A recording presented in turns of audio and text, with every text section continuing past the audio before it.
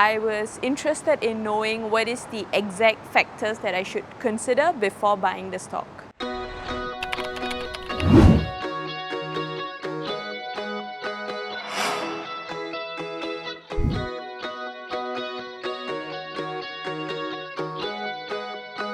So my name is Vidya, I'm 27 this year and I'm in audit.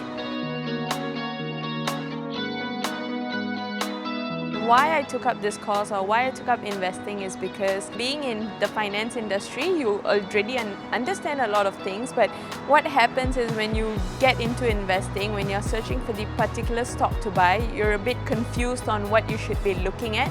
So I signed up for this course because I was interested in knowing what is the exact factors that I should consider before buying the stock. I actually found out about this course through my friends. So my colleagues actually came for the introduction course and then they were telling me about it and I decided, okay, let me go for the introduction course, and then that's how I signed up for the package. My favorite part was actually about the part where he teaches us exactly what are the factors you have to look at before you decide to invest in the company. So I think that was very clear, very concise, and it actually pinpoints you to exactly what you should be looking at and to avoid all the unnecessary information.